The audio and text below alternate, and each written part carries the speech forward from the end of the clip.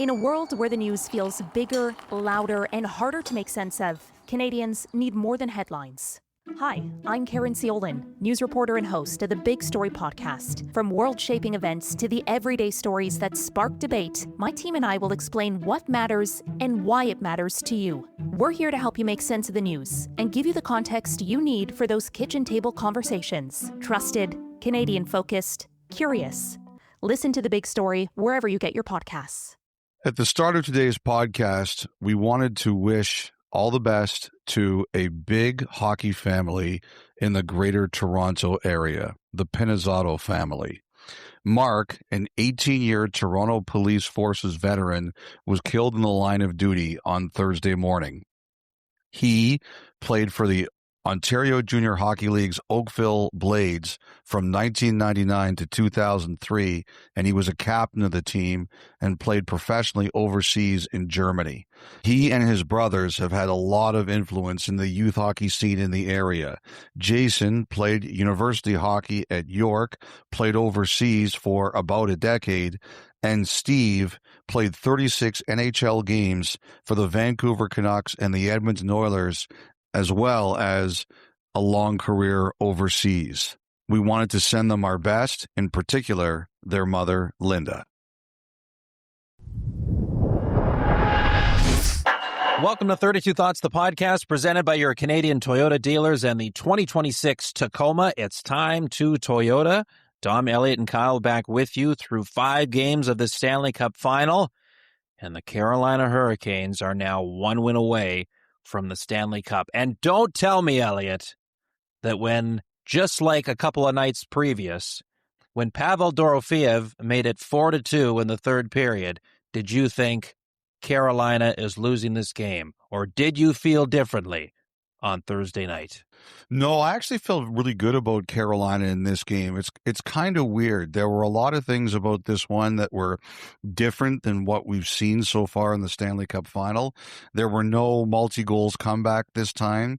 There was, for a change, Vegas was the better team in the first period, and for a change, Carolina, which had been outscored 9-1 in the second period in the first 4 games, won the second. There was a lot different, but I like Carolina's game. As this one went on and on and on from minute 1 to 60, I thought they got better and better and better.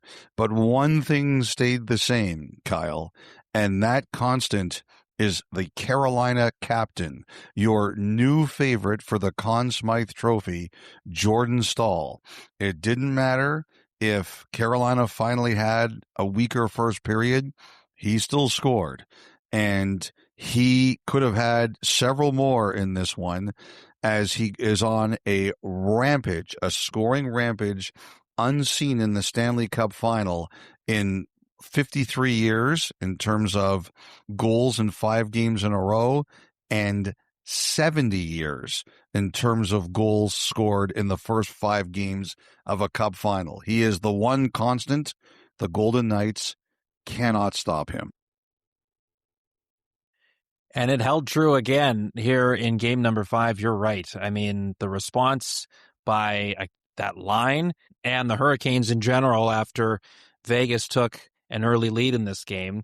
And for the first time in this series, you say, we did not have the scoreline be 2-0 at some point. We actually saw it at 1-1 for a period of time.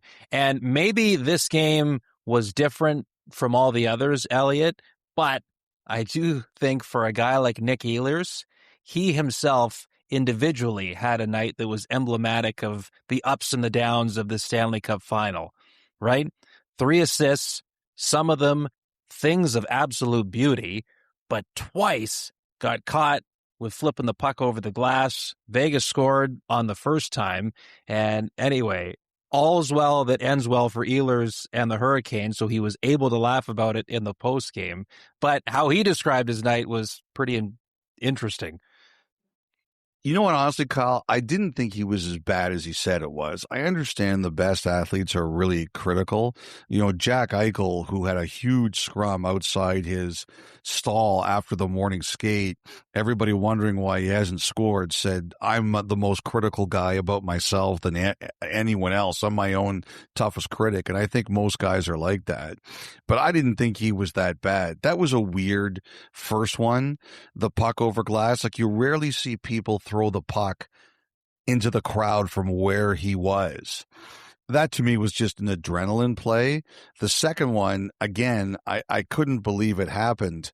I loved his line about, I'm afraid, I love his line about how I'm afraid to see my dad tonight because his dad's his coach and he knew he was going to get it. And even Brindamore saying, good, I hope he's afraid to see his dad. But I didn't think he was that bad. I still think, you know, there's guys in this series that you always notice when they touch the puck. I always notice when Ehlers has it. Like, I think he's noticeable. I think he's constantly creating things. Maybe he's just had such a good playoffs that he hasn't had too many stinkers of a game. But I didn't think he was anywhere near as bad as they said. No, I'm with you. And I think probably, yes, the 2 penalties stuck in his mind more than he would like. And with those players, as you say, being their harshest critics, that sticks with them even maybe more so than some of those assists, because the spinorama to Svechnikov in the third period was all world. So Carolina, the power play through the first 3 rounds of this playoffs wasn't doing much for him, didn't matter. And now as this final's gone on, it has come through in big spots a number of times here, and suddenly is a driving force behind them being 1 win away from taking this whole thing. I actually thought that was the biggest moment of the game and may have changed the series, was that those back-to-back penalties that Vegas had in the second period and Carolina capitalized. To me, that completely turned the complexion of this game. I thought it was, and it'll be interesting because it might be the turning point of the series, that they got those calls and they actually scored. You know, the other thing too, I think Bussy, him starting, and you know, this whole Anderson situation is shrouded in mystery, and they added a 4th goalie in this particular game in case they needed an emergency. They could decide between Anderson and Miftakov. The situation is strange. It's unusual, but I'll say this, I'll repeat the same thing I said last pod. Anderson is dealing with a brutal personal situation here in the loss of his agent, Claude Lemieux. And I just think everybody here needs to let this breathe and hear what he has to say when he eventually speaks. This is more complicated than a regular goalie situation. So I'm prepared to wait out and get an explanation when he's ready to speak. Whatever the case, Bussy is the guy now. And one of the things I've kind of wondered about is he is unorthodox, to say the least. And I just wonder if going from Anderson's very calm style to Bussy's frenetic style is a bigger adjustment than we realize. I'll say this, a couple of the Vegas guys after the game said, we have to challenge him more. Now, they didn't get a ton of shots, Kyle, but I thought the chances they got were pretty brilliant. They had some glorious, high quality, grade A chances in the third period, and he was up to it. But I have looked at this and wondered if going from one extreme of goalie styles to the other has affected Vegas a bit, because maybe they just weren't prepared for it. Possibly. And honestly, I'm a little surprised you feel that way about Vegas here. I know, like, in the third period, they pushed a little bit and some chances came. I think there's been other games in this series where they've had far greater abundance of I'm talking about challenging Bussy. Right. They said we need to challenge him more. I understand. And I could see why they would feel that after this game, just because, again, my point being, I think there's been other games in the series where they've generated a greater number of really high-quality looks. I guess my point is I think Carolina probably, this was their best game defensively. I know they didn't love their first period, but as the night went on, they seemed way more steady, especially in the second period. Like all of a sudden they weren't getting stretched out where Vegas was getting in behind the third, their D as Vegas, often. I thought early in the third, Vegas had two big chances early, and then I thought they had a couple late, including one, remember, where Hurdle hit the post and then on a deflection, and then Bussy made a great save when Hurdle got on the rebound quickly. I thought there were some... I don't think there were a ton, but I thought the ones they did get were really red alert. Really red alert. Yeah. And I'll say this too. The Carlson thing, that's a huge loss. Yeah, it doesn't sound good, does it? It sounds like they're worried he broke his arm or something. Yeah. Because Tortorella afterwards, he goes, no update, and then moments later effectively says that they're going to have to plan to play the rest of the series without him. And initially, I thought he got hurt on the slash, but then I saw the replay, and it's obvious he got hurt on the hit. But it just the word was they were worried that he might have broken something. That's really too bad. I hate to see injuries at this time of year, and he missed a chunk of the season, and they made it through the first round without him. But I thought in the second round he really solidified them. And, now, Dorofeev got off the schneid. Hurdle's been better. But if they really want to go Eichel, Stone, and Marner, and Jen showed a great graphic where in the first period they did more of them together in Game 5 than they had at any one game entirely in the Stanley Cup Final, it's going to be harder for them to do that because Carlson's a center. So... do you move Hurdle up? Do you put Marner back at center? I think you're crazy if you count Vegas out. But if you were to rank players that they could least afford to lose, he'd be very high on that list. Absolutely. For all the reasons you just laid out. Now, when it comes to Vegas's goaltending situation, I mean, normally I think this would be an appropriate time to discuss what do you do here. The only thing is Tortorella's made it abundantly clear who his guy is, even though Carter Hart's given up 4 or more in each of the 5 games of this final. It was funny. So Johnny Lazarus, who's got a bright future in this business, he asked Tortorella post-game, did you think about putting Hill in for the third period? And you'll remember in the morning, he was asked if he had lost any faith in Carter Hart or he was concerned about him. And he said no very quickly. And what did Tortorella say? That's the stupidest question I've been asked today or something like that. Yeah. Yes. So he started with, good Christ. Well, go ahead. What did he say?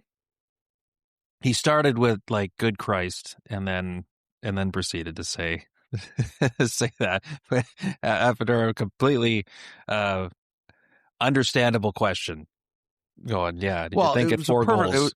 It was a perfectly understandable question.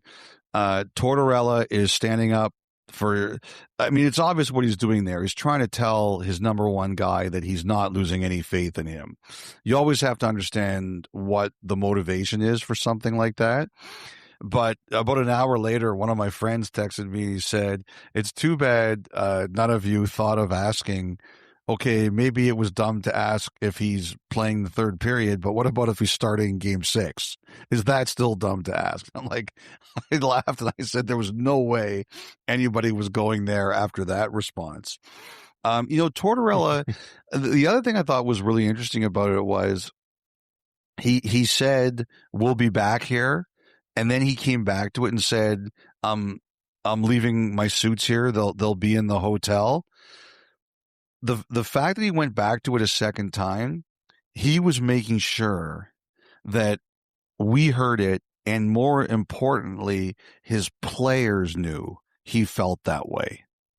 And he wanted his players to know that whatever he says privately, because he's probably optimistic privately, he was saying it publicly. Like in moments like that, it may be what he's saying to us, but he's saying it for his players. And a lot of people shy away from guarantees. I'm kind of the other way around on it. I once asked Mark Messier about his guarantee in the Rangers series, and he basically said, of course I should say it because we got to convince our guys that I believe it. But if I lose, big deal. What's the worst that happened? We lost. And I kind of like that thinking. It's basically Tortorella saying, of course we're coming back here because I can't have my players thinking or believing anything different. And if I'm wrong, what's the big deal? We've lost. What's worse than that? Aside from the fact you may have to have some suits FedExed back. I like it. I know some people think it's super cocky, and if they lose, people will make fun of it. But I think if you want your team to have the right mentality, you've got to be out there saying that you believe it. Your team looks at it and they say, our guy is putting himself on the line and telling everybody how much he believes in us. And I thought it was interesting that he didn't just say it once. He made a point of saying it a second time. He wanted that quote to get out. He wanted it to be viral because he wanted to make sure his players knew that he said that publicly. So they had, I guess, a pretty lengthy video session on Thursday morning. And then Tortorella says, like, that's going to be about it for that the rest of the way here. The video stuff. Like when we talked to him just before the game, he said there's at max 3 games left in our season. So we're done with the idea of coaching at the players, and now you're coaching with them, which I think has kind of been his mentality if you've listened to him the whole way since coming to Vegas. But his point was any X's and O type stuff, he's going, we're past that. Like, it's all mental at this point. Can you will your way to beat the team across from you twice out of the next 3 games? He goes, you're more so just cheering on the guys instead of trying to break down systems and structure and all that sort of stuff. So that all to me plays into that of cheering them on, where he's going, you're asking me about a goaltending decision? That's the dumbest thing I've ever heard. And he's going, I'm not even checking out of my hotel room. I'm keeping my same rate. I'm keeping my room keys, leaving everything hung up in my room. Those same suits will be waiting for me when we get here for a Game 7. That's how I interpreted all of that too. I'm with you. Send the message. It's all about message sending. So a couple other things, Aho, Svechnikov, as much as Brind'Amour didn't want to directly say it post-game on Thursday, he did say it before the series where he goes, if we're going to have a chance of winning this thing, like, those guys need to have their say at some point.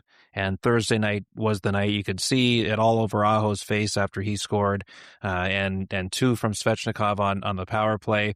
And we were talking to Craig Simpson afterwards, just back at the hotel, and his point, he's lived it through 2 Stanley Cup runs, and getting to Game 7 of a final on the coaching staff with the Oilers, that it just completely changes your bench when the guys that are looked upon to score in big moments come through there, and you could feel it with Carolina, especially when Aho made it 3-1 late in the second. That was a huge night for those guys. You could see the relief in Aho's face when he scored that goal. What a beautiful goal, too. Kick to the skate and then kick to the stick. High skill play. It's at this time of year, we talk about this all the time. You can always rewrite your narrative. Svechnikov, I think, is a guy who hasn't done as much as his talent makes him able to do. And everything's forgotten now. Svechnikov, big night. Aho, huge goal, big night. It doesn't matter anymore about the past. They got them to the precipice. And I think it's going to be interesting.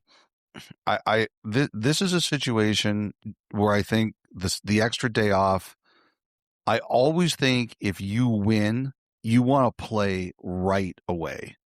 If I was Carolina, I'd hate the fact that I had to have 2 days off before this next game. I would want to go right away. Well, were you surprised that Brind'Amour said the opposite? Yeah, I was glad they had the extra day.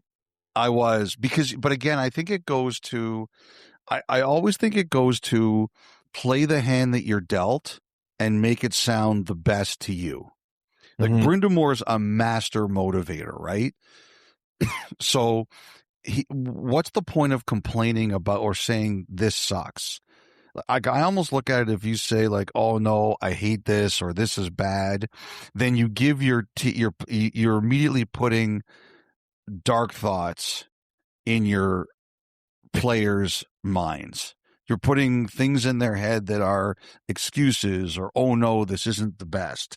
Always make it like you've been dealt a good hand. It's like there's a college basketball coach a long time ago. His name was Abe Lemons. He says, never tell people what not to think. Like Kyle, and he would say, like, for example, Kyle, if I tell you, don't think of a brown cow, what are you thinking about now? Oh, no, You're thinking about a brown cow. Exactly. So don't put anything in their head that's not good. And that's, I think, what Brind'Amour is doing. He's like, does he like it? Maybe. I mean, I'd hate it. Maybe. But he's not giving any indication that it's not a good thing for them. Nothing like that is happening. Elliotte? Yes? Don't think about Kevin's shorts he was wearing after the game. I'm not going to fall asleep tonight. Let me just tell people out there, okay? If you're a 34 waist, don't wear 30 shorts, okay? He was trying to pull that off. Well, he's got the thick thighs still from his playing days. Working against him. This is really too much information. Yeah, I suppose. Didn't mean to go down that road. Anything else on the game? Wes Stankoven, by the way, was great with you and Dave in the pregame show. Yeah, I love talking to the families. That's one of the best things about all this is just speaking to the family members that are there and living it with their kids. It's awesome, and you know it's equally as it's great for the winners. It's equally as hard for the losers. But all the Carolina families, I don't know if they were going if they lost this game, but they're all going now. It's like that's like I'm wondering about all these guys on Carolina who've never won before. Like Stahl's won before. Slavin has at least played in enormous games like this at the Four Nations, and of course this year at the Olympics. Jarvis has at least the Olympic experience, but yeah, Carrier has a cup. Mention him. Yeah, Carrier. That's a good one too. There's going to be a lot of guys on this Carolina team who have 2 days to think about the biggest game that you've ever played, and I think you play big games all the time, getting this far, but not like this. Not like this. And, this is one thing. I didn't get a chance to ask Brind'Amour this in the post game. There were a lot of good questions. There just wasn't enough time left for me to ask. But I wonder what he remembers about 2006. They were up 3-1, and they had 3 chances to win it. So 3 times you had to think about that game, right? Mm-hmm. And I'm going to ask him about that. Like, what do you remember about that? Just knowing that the next game you play, you can win the thing your whole life is built on. I remember it was either you or Scott Oak that interviewed him before Game 7 that year. And he said something to the effect of, like, there's a bit of, I don't know if relief was the word, but the idea that there's peace knowing no matter what, this is the final game. will play this season. You know, Hmm. now they would love to not have to worry about that and get it done in Game 6. But I do remember that being his feeling going into Game 7 20 years ago. The other thing too, Elliotte, so just mentioned quickly, it triggered my mind by what you said. Logan Stankoven, the morning of Game 1 of the final, Luke Fox went up to him and asked, how'd you sleep? How you feeling? And he goes, well, to be honest, I've kind of had trouble sleeping for a while now. And so I asked him a little bit more about it afterwards. And he said, really since they beat Ottawa in the first round. And I remember, again, to go back to Craig Simpson, he says, at some point, of course, you're a good team, you get into the playoffs, you know what ultimately you want to get to. But he says there comes a point along your playoff journey where something changes in your mind and you actually are like, we're good enough, we could win the Stanley Cup, and it's something you can actually talk about with your teammates and stuff. So when he said I was having trouble sleeping, I just asked, I said, is it something about the way your team's playing? You actually think there's a different feel of you could actually win the thing? And he said, yeah. He goes, it's a different feeling that I haven't experienced before. And now, for him and everybody else, they had trouble sleeping all the way to this point. Yeah, I can only imagine what these next 2 nights are like, and trying to prepare for a 5:20 puck drop in Vegas on Sunday. It's an incredible thing.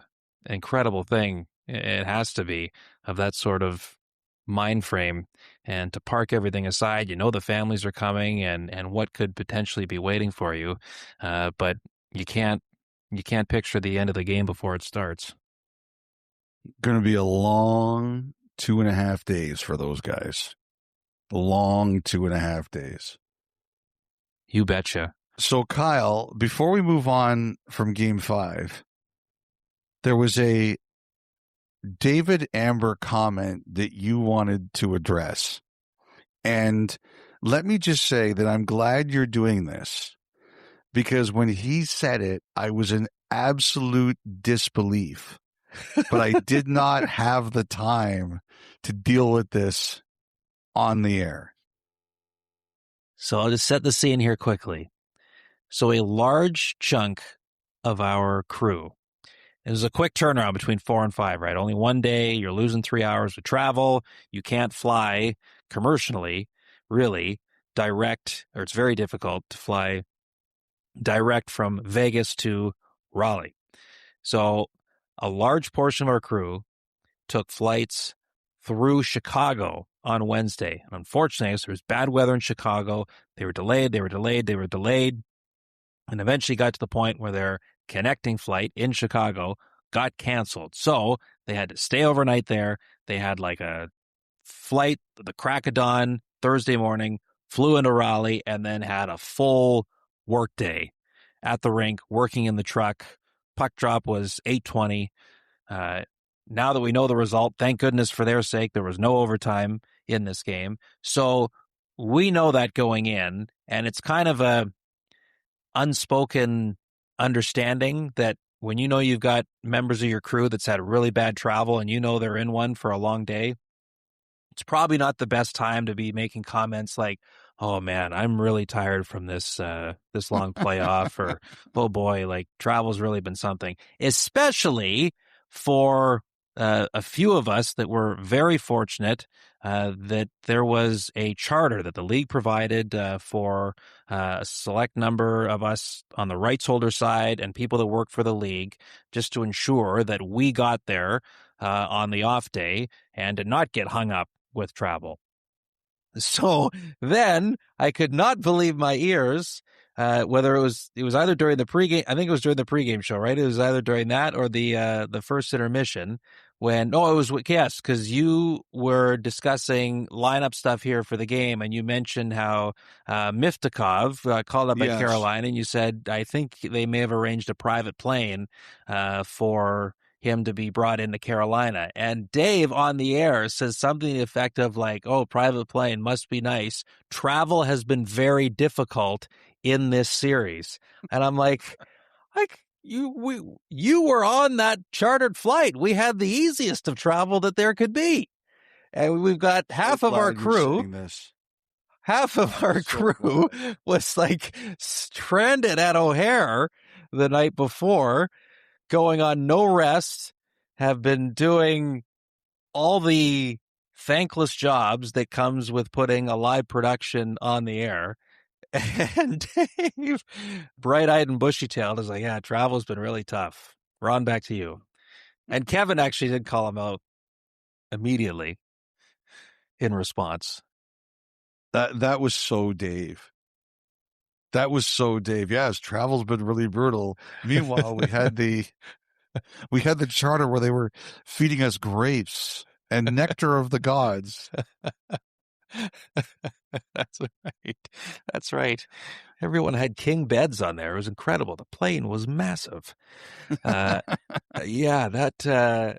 I'll just say, me and someone on our crew, as soon as he said that, we were like, "You've got to be kidding!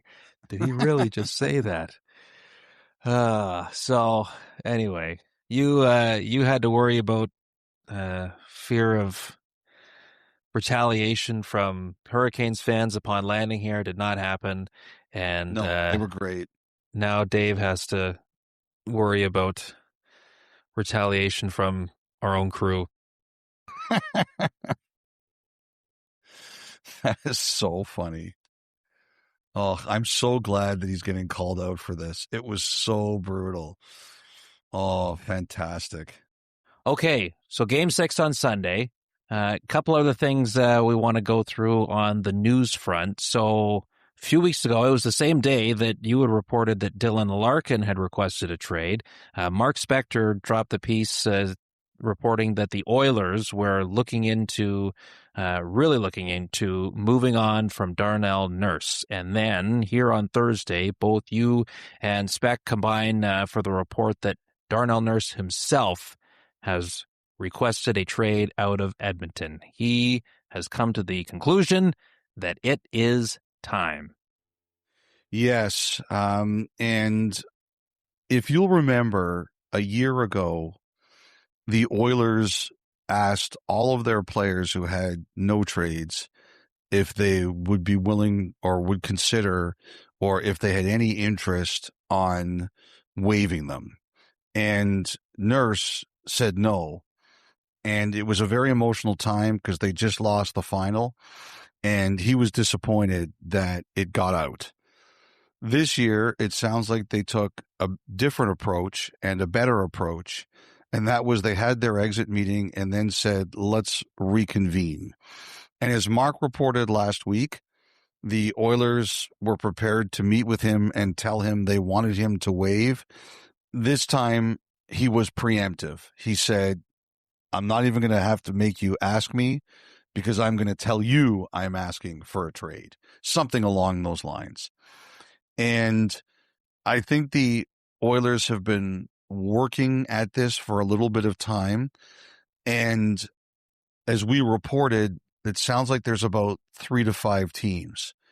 And people are like asking me, is it Florida, Vegas, and Minnesota again, or something like that? And no, I don't think it's like that. I think it's mostly East. I don't believe it's Canada, but I think it's mostly East. If there's a West team, and I say stress if, because I don't know, I would think it would be LA, simply because he knows the manager there. But I've heard the preference is East and not likely to be Canada. And so that's what I've heard. And the reason I think this got out after a few days or maybe even a week of conversations is that I think some teams who weren't on the list started to get wind of it and began to ask, okay, are we on the list? If not, could we get on it? Now, I think there is interest. I think there is legitimate interest. I do think Edmonton's going to be able to make a hockey deal here. I will say this. I had one team tell me that the biggest issue is going to be retention and not like 50%. I don't think anybody thinks the Oilers are going to do that. But, Nurse's number is 9.25. I had some people say to me, if it can come down to between 7 and 7.25, they think there's room for this to happen. And we'll see how quick it moves and we'll see where it goes. But I think it all depends here on what everyone's willing to do. But I did hear that there was legit interest, and there were some teams who didn't think they were on their list that were finding out if it would be possible that Nurse would have interest in them. And like I said, it all depends on what everyone's willing to do here. But based on what I heard, there is the ability to make a hockey trade. And I imagine with where the salary cap is going, probably helps Edmonton somewhat in trying to get a trade over the finish line here. Yeah. Or it certainly can't hurt. Yeah. Okay. And you know what? There were some reporters, I think Jackie Spiegel was one of them from Philly, who said that they think the Flyers are a team with interest. That would make sense to me. It actually would. But I don't know what the list is yet, so we'll have to see how it plays out. All right. And the ongoing interest in looking into possibly hiring Mike Babcock story, where does that stand? Well, as I'd heard on Thursday morning, it's in a stasis. The NHL has initiated an investigation. I think the Oilers have not backed away from this yet. I think they'll wait to see what the NHL says. Marty Walsh did an interview before the game on Thursday night. He went on with Dave Pagnotta and Irf Gaffar, and he had an interesting quote where he said that there have been some reports that the players push this. Listen, it's the GM, the president, the owner of a team who hires a coach, not the players. Trying to put that on the players, that's not the way it should work here.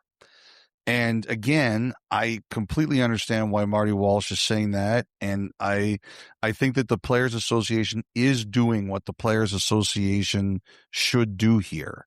And that is push this. There's issues that's been raised by players in the past, and he should push hard to make sure his players are protected. I also understand why he's saying that. You have to defend your players as a group, but I will respectfully disagree with him on the one level. It may not be put on the players, because he is right that, ultimately the owner makes the final decision there in Edmonton, but there is a group of players that really does support this move. And, I think that's one of the challenges here, is that I think the players do support the move, at least the ones who met with Babcock. I do think a lot of the challenges are being led by agents of players who are concerned that, their player maybe wasn't consulted on the hire, or their player may be traded to Edmonton. I think that's very real. That one of the challenges for the investigation is going to be that, I reached out to some players that were like, there have been reports that there was other stuff that got Babcock fired in Columbus, and aside from just looking at the phones. Well, I think a lot of us are looking into it. I had some interactions with a couple players who were on that Columbus team, and they were really upset that this came up 3 years later. Basically what a couple of them said to me was, that was 3 years ago. We've moved on, and we do not want to, we don't want to talk about this anymore. And I think they were a bit annoyed. They kind of felt that whatever was started 3 years ago should have been finished. And it's not something they're particularly interested in rehashing or going over at this point in time. Now, ultimately, if you're asked to participate in the investigation, I think you pretty much have to. But I think there's been some frustration about it. Bettman has a lot of power here. He has a lot of power. He's got a CBA with the players that he has to hold on to, and he can't act outside of that, or it can be grieved. Coaches are different. There's no CBA between the coaches and the league. And, Bettman has a lot of power because of that. And I don't know how he's going to rule here. I'm sure he's going to be looking to find out whatever else may have happened, whatever other incidents may have occurred in Columbus. But the last I heard before we recorded this on Thursday is the Oilers were still prepared to wait this out and see where it goes. And we'll see what the timeline is for Bettman.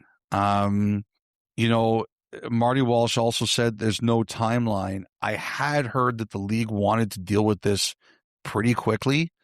I think that they want to reach a ruling and don't want this continuing any longer than it has to. But, as I was reminded, Bettman has a lot of power in these situations. So a lot of it's going to be up to him. Well, that's just it. Like you mentioned, the power that he has when it comes to coaching hires or other hires around the league that doesn't pertain to players. Regardless of what comes of this investigation, could there still be a world where the commissioner goes to the Oilers, I'm not comfortable with you making this hire? Is that possible? He could. Absolutely, he could. Okay. I think a lot of this stuff happens behind the scenes. Right. In other situations, you mean? Yep. That just we don't hear about. Okay. All right. So it remains busy in Edmonton.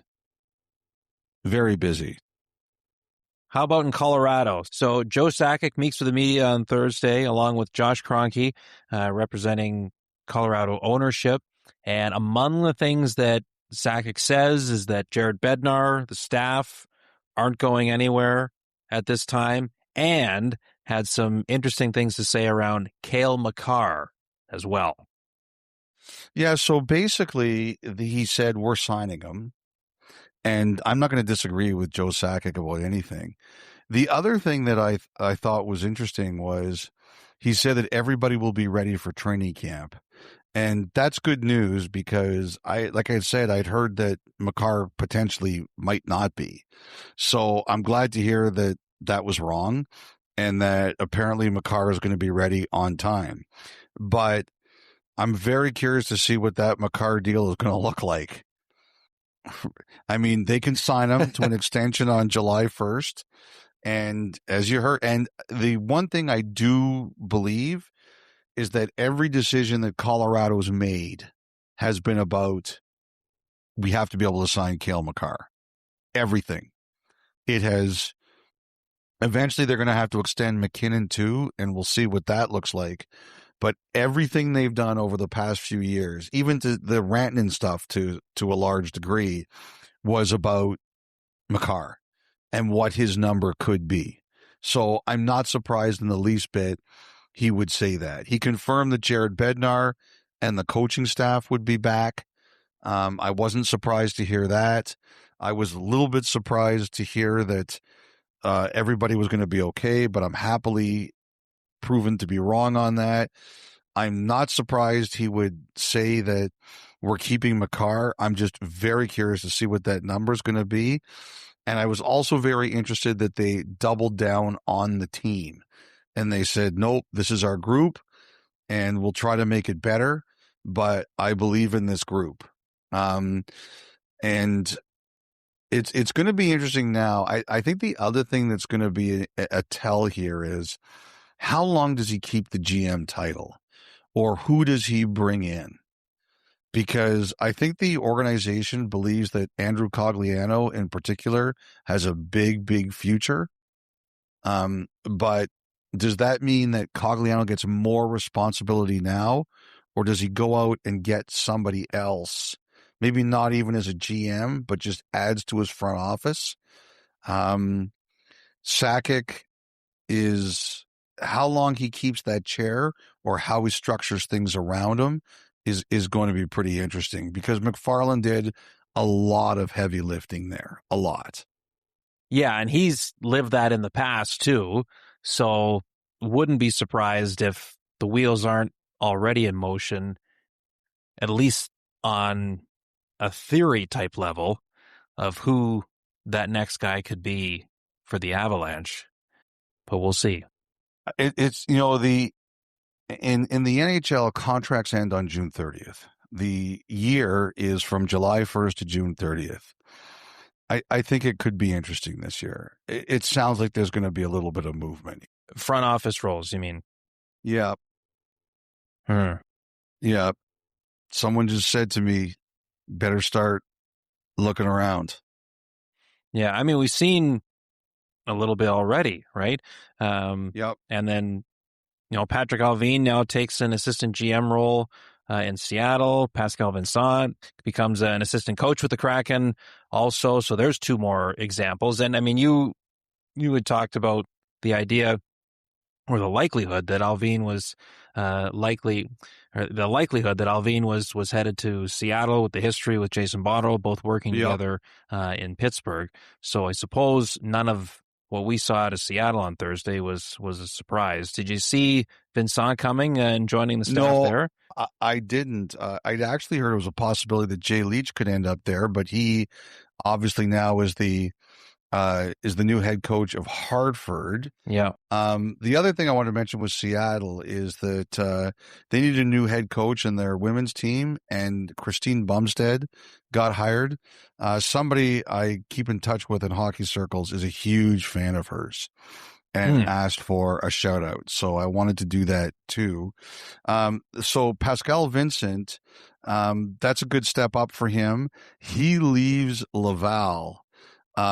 It'll be interesting to see what Laval does there. They have an assistant coach there, Daniel Jacob, who's a couple of people told me they wouldn't be surprised if he potentially became the head coach of the team. And also, as we mentioned last pod, San Diego has an opening now because Matt McIlvaine went to the Bruins. Dave Manson is there in San Diego. And again, similar. It's a possibility. I heard that he could just be promoted to the head coaching job. So, and I've always liked Dave Manson, so I would have no problem with him being a head coach somewhere if he wanted to be. By the way, before we do final thought, I wanted to shout out one of our frequent listeners, Michael Russo, is 52 today. Oh, yes. Happy birthday, Russo. Happy birthday, Michael. You do not look a day older than 51. Yes. And still running a very clean ship when it comes to the game-winning goal pool in the Stanley Cup Final. Yes. And who was it that won Game 5? Ed Olczyk, who's won a few times, I think. Yeah. Well, he can pick ponies and he can pick game-winning goal scorers. Clearly. Yes, he can. Clearly. Well done, Mike. Happy birthday to you. Okay, let's get to the final thought brought to you by your Canadian Toyota dealers. And to kick off the pregame show on Thursday night, Elliotte, the Hart Trophy winner for 25-26 was unveiled. Nikita Kucherov captures it for the second time in his career, just narrowly edging out Connor McDavid by 10 points for first in the voting.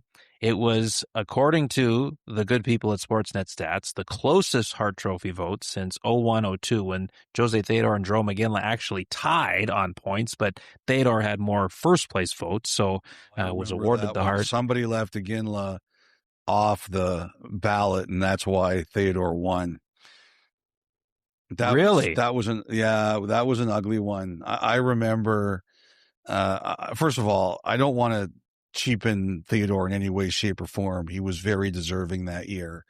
But I remember after it was over, it turned out somebody had left Iginla completely off their ballot. And I don't ever remember what happened, but there was a hunt for that person. Ooh, and so I this remember was there were pre people. everybody sees the votes. Like, I think there were people who wanted to know who that voter was. Yay. Well, I guess that's probably one of the reasons, again, everything is public now. Yes. So this was, and we talked about it when the votes were initially due just before the playoffs started. This was another category I think many of us pulled our hair out over. Yeah. And there was a number of, and there's a number of different combinations that were absolutely defensible. And Kucherov, I mean, I had him first on my ballot, but whether it was him or McDavid or McKinnon, like there's a small handful that you could absolutely look at and go, had they won, saying, yeah, I could totally see why they ended up with the most votes. How'd you feel about this result? I can't argue with it. I had McDavid first. I just think at the end of the day, the record with games where he got points as opposed to where he didn't, it put him over everyone for me. Like, to me, that was a true MVP, but I'm not complaining about Kucherov. The biggest victory of Kucherov winning the Hart Trophy is from all of us who get bombarded by Tampa fans saying, how come nobody respects Kucherov? That is over. Put that complaint in your cellar and lock it down there. It's so funny. I remember I went down to Tampa this year, and I did some interviews with Tampa media and the Tampa Bay Lightning, and they were like, it was a Cooper interview before the Olympics, and it was so funny. Like, Dave Randorf, who's an absolutely awesome guy, is like, how come nobody here respects Kucherov? And Braden Coburn in his pod, they were like, people don't respect Kucherov. And I'm like, guys, you cannot be more wrong about this. People respect Kucherov. It is hard to win the Hart Trophy. The best thing about Kucherov winning is we don't have to hear this complaint anymore. If you could win the Hart Trophy in this year with Kucherov and McDavid and McKinnon, and I had Macklin Celebrini second, then there's no more complaining. People respect Kucherov. Yes, they do. Yes. And again, before votes were cast and ballots were submitted, we had the conversation that are we as a hockey community going to regret somewhere down the line, all these years later, looking back and thinking, how did Nikita Kucherov only win one Hart Trophy over his career? And of course, it's not a legacy award. He was full value, with as great as some of the other candidates were, deserving of a Hart Trophy again. That was the final thought, brought to you by your Canadian Toyota dealers. And why don't we take our first break? When we come back, a brand spanking new edition of The Thought Line and plenty more. You're listening to 32 Thoughts, the podcast. More after the break.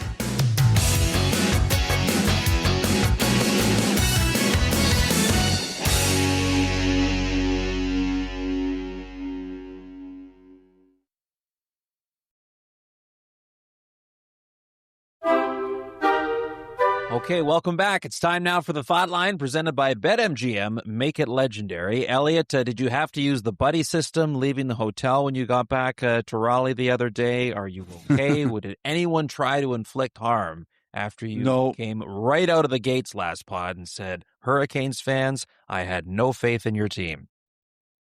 I don't think that's exactly what I said, but I do appreciate it. That's the way you heard it, right? Yes. No, Carolina fans, all class. But we are taping this before the tailgate, so we'll see what happens once I get to the rink for the game tonight. But no issues so far, nor do I expect any. These fans, all class. Don't go too rural later this evening. Right. That's right. It may not be his understanding. Okay, any shout-outs? It was a quick turnaround coming from games 4 to 5, but only one.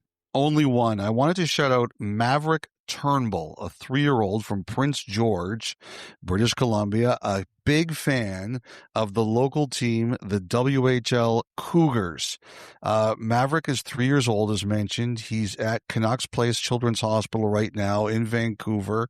And the other day, he was visited by a group that included Connor Bedard, Fraser Minton, Kent Johnson, and Alexei Chichkin, who played for the Cougars, was traded to Red Deer this year. He's a WHL defenseman. And we're going to be recording a video for Maverick at the game tonight. I just wanted to shout out Maverick and wish him and his family all the best. Awesome. That's great. And of course, Maverick would be a huge fan of Carson Karls too. Of course, will be drafted this June, later on this month, and was at Game 4 of the Stanley Cup Final.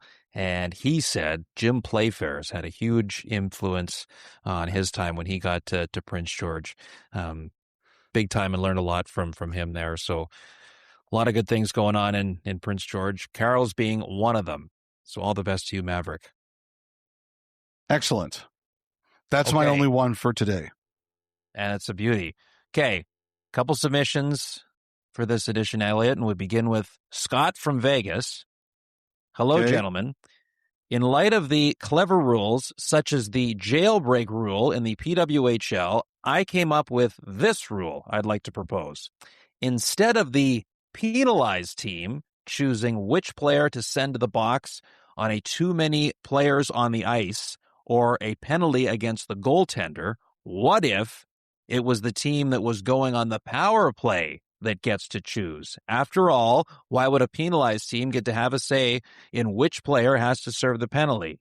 It would be a little extra advantage to take away a key defender or a team's best face-off person, don't you think? I have to say, Scott and Kyle, but mostly Scott, I love that idea. I absolutely love the idea. Too many men or something like that. We want to put, I don't know, your best player, your best penalty killer in one of your defensemen in the penalty box. I think it's great. Fantastic. Yeah. I hope somewhere they adopt that idea just to see it in practice. Because, some teams may take a different strategy. Maybe it's a defenseman they want to take off. Maybe, depending on, maybe their power play runs more from the top, so they want to take a good forward penalty killer out of the rotation. Or it's a face-off person, as Scott alluded to in the question. Like, there's so many different ways you can go about it. I like it. It makes sense, and it would hopefully incentivize more offense. So bring it on. Okay. I'm with it. Great idea. Scott, you are the next commissioner of the NHL. Yes, that's right. That is the succession plan Gary is not talking about. He has got Scott lined up. Hence why we were all in Vegas while we were enjoying our time off for the 2 days in between 3 and 4. Heavy negotiating between Scott and Commissioner Bettman over a succession plan. Now it makes sense. Okay, Riley from Lloydminster. Hello, Kyle, Dom, and Elliotte.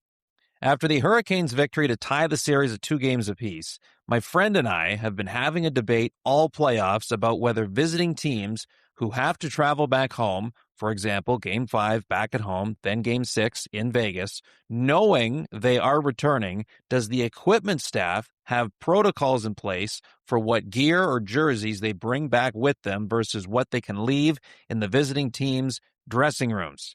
Seems to me that it would make sense that the road jerseys and select gear would stay to expedite the process of loading and unloading equipment that would not be used at home for Game 5. I love this question, Elliotte, and had never considered it before, so I asked around at the rink this morning. And? Riley is bang on. So Vegas did it after Game 2, knowing that at minimum, they were coming back here for a Game 5, and Carolina did the same thing, leaving Vegas after Game 4, knowing there would be a Game 6 regardless of what happened in the 5th game of the Stanley Cup Final. So, yeah, we were recording this earlier in the day on Thursday, and I asked at the skate. Now, Riley, what's interesting, Riley asked or suggested that the jerseys, because obviously Carolina's not going to wear white here at home, they would be left behind. It would make total sense. However, that was brought back with them. I think I could see them not wanting to leave the jerseys behind. For the exact reason you think. They're going, someone said to me today, it would probably be fine, but it is just not worth the risk. Like, those things are pretty important. So 100%. Keep them with you at all times. So I think that players' equipment, I actually think all of that, though the away version of those would not be worn here for Game 5, all of that was brought back. The things that were left behind will be more extra padding for equipment, extra skate laces, tapes, things like that, that you can do with all those sticks of gum back home. All the sticks of gum. That's right.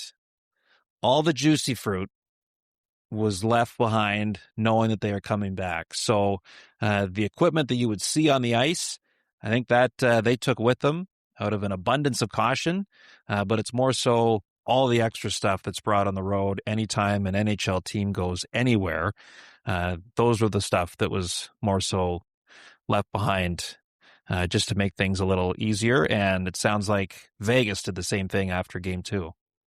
I think it's really smart thing to do. And I'm not surprised about the jerseys. Great question, Riley. And I'm glad you did the work, Kyle. Yeah, well, it's funny. There's one of the equipment guys for Carolina was saying that, as much as it was the equipment guy going, who goes and plays goal in the morning? It was George Alves. Yes, it was George Alves. So he went from being out taking shots at the end of the morning skate as the being annoyed high point of his day, to then having to speak to me. Yes, it all came crashing down for him very quickly. But very nice man, as many know that have come across him before. And so he was kind of joking that, as much as it was a little easier for them and fewer things to load and unload on the off day, even leaving the rink after Game 4, it was like, okay, we've left this here, but is there anything that we should bring back that I'm not thinking of bringing back, as opposed to just everything goes onto the truck and then onto the plane? You're kind of second guessing yourself going, I hope I didn't leave anything behind that we didn't think we needed back home that we actually do need. So there's always something in your back of your mind going, all right, what have we forgotten? Good question. Great question. Yes, really good. Okay, we have one final one here, Elliotte, and it is a voicemail from Ozzy. Hi, Kyle, Dom, and Elliotte. My name is Ozzy. I am 7 years old. I live in Squamish, BC, and I'm a big fan of the Canucks. I heard that the Canucks might draft Kayla Malhotra, son of new head coach Manny Malhotra, with the third overall pick. My question is, are there any other examples of a father coaching his son in the NHL? Keep up the great work. You keep me and my dad entertained on our drive to the rink. Awesome. Well, great question, young man. And off the top of my head, and first of all, thank you very much for allowing us to entertain your drive to the rink. I know it's much more fun than listening to your dad talk. So happy to do it for you. So there's two I can remember, Ozzy, off the top of my head. Number one is more recent. That was Adam Lowry, the captain of the Jets, and his dad, Dave. Dave coached them a couple of years ago. And then the other one I remember off the top of my head, and I actually looked it up while I was listening to your question just to get the timing right, were Bill and Kevin Dineen with the Philadelphia Flyers. And I didn't remember this until I just searched it, but Kevin Dineen had been traded to Philly from Hartford. And then I think 3 weeks after they traded for him, they fired their coach and put Bill Dineen as the replacement. So that one was definitely not intentional. It was kind of fluky. It was an in-season trade followed by an in-season firing. Are there any else I'm missing out there, Kyle? Yes, actually a few. I was surprised. Oh, really? One Off of the which, top of my head, I don't remember. Okay. one of which is actually more recent than Dave and Adam Lowry, and it pertains to the Stanley Cup Final. Oh, Rod and Skylar Brindamore, of course. Yes. So that's another one. There's 8 in total. 8. 8 examples. Yeah. So you want me to just go through them? Sure. Okay. So yeah, you were right with the 2 that came to your mind initially. Lester Patrick coached 2 of his sons. That's like in the 1920s, right? Yeah, Lynn Patrick and Muzz. Bernie Geoffrion coached his son Danny for the Canadiens. You know what? I actually kind of thought about the Geoffrions, but I should have at least suggested it. Yeah, that's a miss by me. They ran into my head there, but I didn't mention. Yeah, that I wouldn't have thought that was 100% though. Okay. And 2 others. Punch Imlach coached his son Brent for the Leafs. Yes, you're right. And lastly, with Detroit, Sid Abel coached his son Jerry. I would never have gotten that one. I mean, you got more than I would have. That's pretty impressive. The 2 recent ones, yeah, 8. So with the possibility of being 9, depending on how the draft shakes out in June. So great question, yes. Ozzy. Thank you for sending that in. Yes, Ozzy. Thank you very much. Much appreciated. Okay, that was the Thought Line presented by BetMGM. Make it legendary. If you would like to submit a voicemail of your own like Ozzy did, you can do so at 1-833-311-3232, or you can do it the old-fashioned way and send an email to 32thoughts@sportsnet.ca. One final break. When we come back, we'll wrap up this edition of the pod and some music to get to as well to play us out. Stay tuned.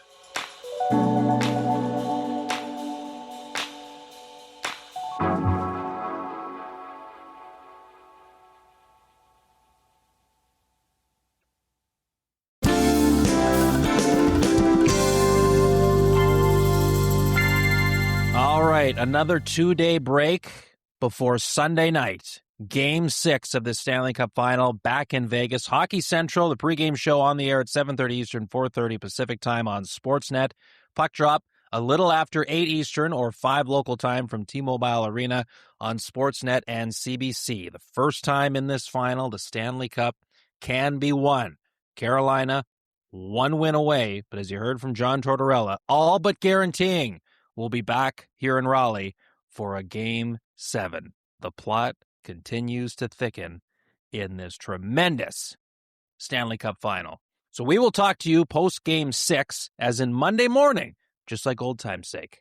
Have yourselves a great weekend. Taking us out today is a track from Olivia Penalva, who is a Canadian pop singer-songwriter known for her ethereal vocals, emotionally rich melodies, and introspective storytelling. Her music has been described as a weighted blanket for the soul, soothing, immersive, and deeply resonant, blending intimate lyrics with lush cinematic production. With millions of worldwide streams and YouTube views, Olivia has built a dedicated global fan base drawn to her evocative storytelling and emotional honesty.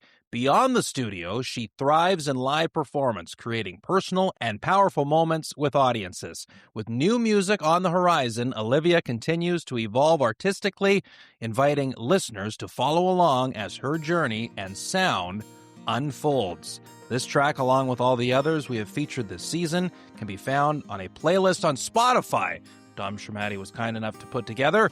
32 Thoughts, the music. Here is Olivia Penalva and Distance Makes a Love Story on 32 Thoughts, the podcast. I'm coming home next week. It's been a long time and I really can't stay, but I still think about you. What you doing right now? Would you answer your phone? Would you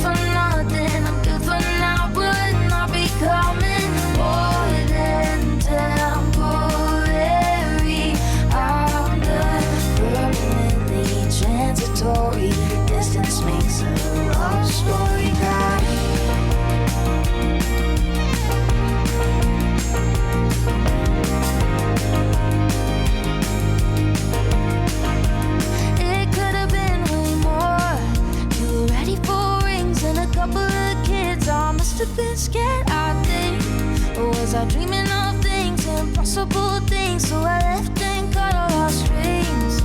I hate what I did to you, 'cause I know I'm about to lose. And nothing even changed, no, nothing changed. I tried, but couldn't stay, I couldn't stay. I know I took off running, took your heart and promised something